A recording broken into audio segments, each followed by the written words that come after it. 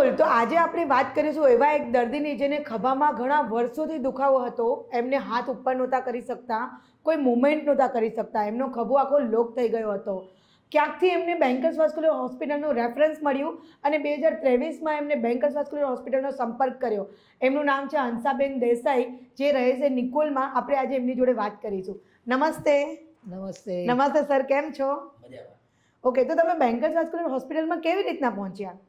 Actually 2023માં online અમે search કર્યું હતું અને ઓનલાઈન સર્ચની અંદર અમે બેન્કર હોસ્પિટલનું નામ જોયું, ડૉક્ટર મોહિલ બેન્કરનું. ઓકે. અને એના અમે ઘણા બધા રિવ્યૂઝ વગેરે જોયા. ઓકે. એટલે અમને પહેલાં તો એવું થયું કે સર્જરી વગર કોઈ આવી રીતે મટાડી શકે એટલે બહુ મોટી વાત છે. એટલે શું પ્રોબ્લેમ શું હતી તમારા મધરને?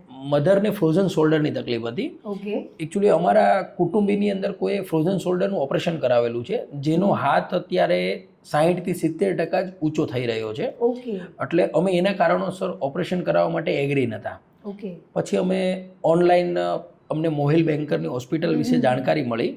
અમે જાણકારી લઈ અને અમે અહીંયા બેન્કર હોસ્પિટલમાં બતાવવા આવ્યા સાહેબને. ઓકે. સાહેબને બતાવ્યા પછી સાહેબે અમને કીધું કે 100% રિઝલ્ટ મળી જશે. અચ્છા, અમારા કેસમાં એવું હતું કે મધરને 5 સ્નાયુઓ ક્રેક હતા ફ્રોઝન શોલ્ડરમાં. એટલે સાહેબ માટે પણ થોડું ટ્રિપિકલ ચેલેન્જ જેવી વસ્તુ હતી કે સાહેબે અત્યાર સુધી 3 થી 4 સ્નાયુઓનું અંદર કામ કરેલું છે. ઓકે. પણ સાહેબનું એક પોઝિટિવ વ્યૂ હતું કે થઈ જશે, 100% રિઝલ્ટ મળશે જ. અને ઓકે, પણ આ તમે ક્યારની વાત કરી રહ્યા છો? અમે જે તમને વાત કરી રહ્યા છીએ 2023માં અમે ઓપરેશન કરાવેલું છે ત્યારે. ઓકે. અને એની પહેલાંનો અમે અનુભવ ઓનલાઈન અમે રિવ્યૂ જોઈને અમે અહીંયા બેન્કર હોસ્પિટલમાં આવેલા હતા. ઓકે. તો તમે 2023માં ફ્રોઝન શોલ્ડરની ટ્રીટમેન્ટ કરાવી તમારા મધરની, યસ રાઈટ? તો તમને ઓપરેશનમાં કેમ નહોતું જવું અને આ ટ્રીટમેન્ટ તમે કેમ કરાવી? એકચ્યુઅલી ઓપરેશનની અંદર એવું હતું મેમ કે 60 થી 70% હાથ ઊંચો થઈ રહ્યો છે, એનાથી વધારે ઊંચો હાથ થતો નથી. ઓકે. ડૉક્ટરો ઓપરેશન કરવા ટાઈમે તમને બધી વસ્તુ આપશે કે સાહેબ 100% 90 ડિગ્રીઝ તમારો હાથ ઊંચો થશે, પણ એકચ્યુઅલી એવું રિઝલ્ટ અમે જોયું નથી. ને અમારા એક રિલેટિવે ઓપરેશન કરાવેલું છે, એને 70% જ હાથનું મુવમેન્ટ થઈ રહ્યું છે. એટલે ઓપરેશન એટલે કટ વાળું ઓપરેશન કરાવ્યું? હા, અને કાપકૂટ વાળું ઓપરેશન છે. આપણે કાપકૂટ વગરનું ઓપરેશન કરાવવું હતું. અચ્છા. એના માટે આપણે બેન્કર હોસ્પિટલને સજેસ્ટ કરી. ઓકે. અચ્છા, અહીંયા આવ્યા પછી સાહેબ જોડે કન્સલ્ટિંગ કર્યું. સાહેબે જે વ્યવસ્થિત સમજાવ્યું આના અચ્છા આ કોઈ ટેકનોલોજી અહીંયાની નથી, જાપાનીઝ ટેકનોલોજી છે. આ બધું અમે સમજી વિચારી પછી અમે એકવાર ઓપરેશનની અમે હા પાડી. ઓપરેશન અમે થઈ ગયું પછી મધરનો એક્સપિરિયન્સ સારો રહ્યો. એનો અત્યારે હાથ 90 ડિગ્રીઝ કમ્પ્લીટ ઊંચો થઈ શકે છે અને કોઈ પણ જાતની એમને કોઈ તકલીફ નથી. આપ તો કહી રહ્યા છો ને મધર હાથ ઊંચો કરીને બતાવી રહ્યા છે. તો હંસાબેન, તમે આપણે જે આ ખભાની ટ્રીટમેન્ટ કરી, ફ્રોઝન શોલ્ડરની આપણે ટ્રીટમેન્ટ કરાવી, તો એ ટ્રીટમેન્ટ દરમિયાન તમને કેવું હતું? કોઈ કટ આવ્યા છે? ના, કટ ટાંકા વગરનું ઓપરેશન કરેલું છે. ઓકે. ઓલા કરાવેલું ફ્રોઝન શોલ્ડર કરેલું, પણ મારું જ્યારે સરે કર્યું ત્યારે સર એમ કહેતા હતા કે તમે સારું સહન કર્યું કહેવાય, કે 5 સ્નાયુ તૂટેલા છે તો તમે કઈ રીતે રહી શકતા હતા? કે રાતે શું તો મારો હાથ એટલો કળતો હતો, હું રહી નહોતી શકતી અને મને એટલી બધી તકલીફ થતી હતી.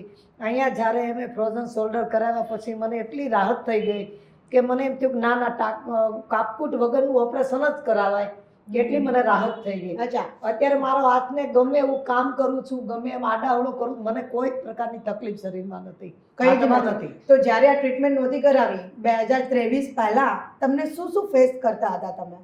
ત્યારે તો મને દુખાવો થતો, કોઈ વજન ઉચકવામાં મને બીક લાગતી, હાથને કેમ કરવા જાવ તો મને બીક લાગતી હતી, કોઈ વસ્તુ કરી નહોતી શકતી. કઈ નહોતા કરી શકતા. અને આ ટ્રીટમેન્ટ તમે ક્યારે કરાવી છે ખભાની? ખભાની 2023માં કરાવી. આજે 2026 આવી ગયું તો અત્યારે મને કોઈ ખબર જ નથી કે મેં આમાં કોઈ ટ્રીટમેન્ટ કરાવી છે એવું. ખરેખર કઈ રહ્યા? ખરેખર 2023 અને 24, 25 ને 26 તો તમને કઈ પ્રોબ્લેમ નથી? ના, હવે કોઈ પ્રોબ્લેમ નથી. અત્યારે કઈ જ પ્રોબ્લેમ નથી? નહીં, આરામથી બધું કામ કરી શકો? બધું કામ કરી શકો, હાથ ઉપર કરી શકો છો? બધું કામ કરું, હાથ ઉપર નીચે બધું થાય છે હવે.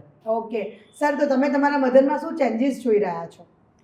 એ અત્યારે ઇઝીલી બધું વર્ક કરી શકે છે. ઓકે. કોઈ પણ ઘરનું કામ છે નાનું મોટું વગેરે એ બધું કરી શકે છે.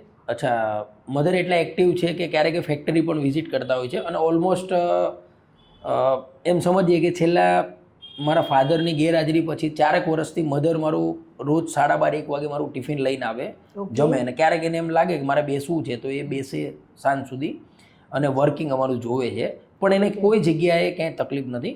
અચ્છા, અત્યારે અમે 2026માં સાહેબની વિઝિટ એટલા માટે લઈ રહ્યા છીએ કે મધરને સીડી ચડવામાં થોડીક તકલીફ લાગી રહી છે. તો એવું વિચાર્યું કે જ્યારે 2023માં આપણને આ વસ્તુનું બેસ્ટ રિઝલ્ટ મળેલું છે યસ તો આજે 2026માં આપણે બેન્કર હોસ્પિટલમાં કેમ ના જઈએ. ઓકે તો એટલા માટે સૌથી પહેલું સજેશન અમે બેન્કર હોસ્પિટલ કર્યું અને બેન્કર હોસ્પિટલમાં અત્યારે અમે સાહેબને બતાવવા આવ્યા.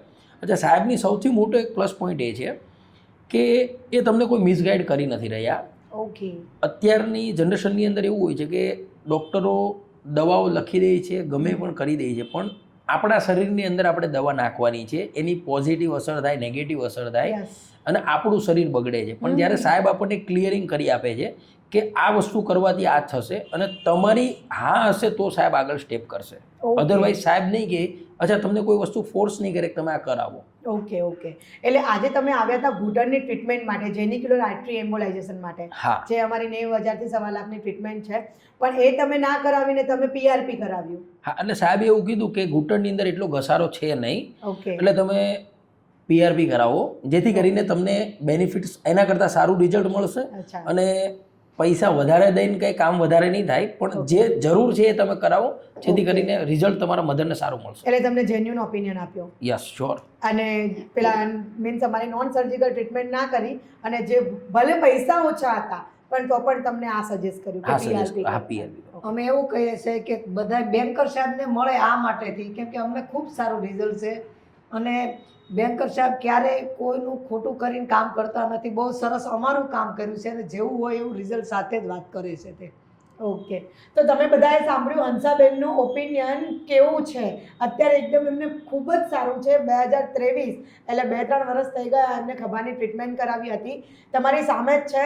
હંસાબેન બતાવો ને જરા હાથ ઊંચો કરીને. બધું બતાવી દઉં. જો કોઈ વસ્તુની તકલીફ નથી. મારે 5 સ્નાયુની તકલીફ હતી, તૂટી ગયા હતા 5 સરસ પાછળ લઈ જઈ શકો છો? હા. બધે જેમ કયો એમ વાળી લઈ શકું છું. કોઈ Okay. વસ્તુની તકલીફ નથી. તો આપણે બધાએ જોયું કે હંસાબેનને પહેલાં એમને એમનો ફોન નહોતા ઉંચકી શકતા, એમને કંઈ કામ કરવું હતું તો એમનાથી થતું નહોતું, એમને ડર લાગતો હતો, રાતે એમને લપકારા થતા હતા ખભામાં, અને અત્યારે એમને બહુ જ સરસ છે. હંસાબેન, લોકોને શું કહેશો તમે? બસ બેન્કર સાહેબને ત્યાં ઓપરેશન કર વગર જો આ ટ્રીટમેન્ટ થતી હોય તો આ જ કરાવાય. આ ટ્રીટમેન્ટ બહુ સારી છે. જો કે જે કરાવે એની માટે સારા. બેન્કર સરે એટલા સરસ છે કે કોઈ ખોટું કાર્ય કરીને કામ કરતા જ નથી. ઓકે સર, તમારું શું કહેવું છે બધાને? સર્જિકલ ઓપરેશન કર્યા વગર એકવાર આપણે વિઝિટ કરવી જોઈએ જેથી કરીને આપણને ખ્યાલ આવે કે વગર ઓપરેશને તમારું આ કામ થઈ શકે છે અને કાપકૂટ વગર. યસ, કટ ટાકા વગર. કટ ટાકા વગર. Thank you so much. Thank you. Thank you.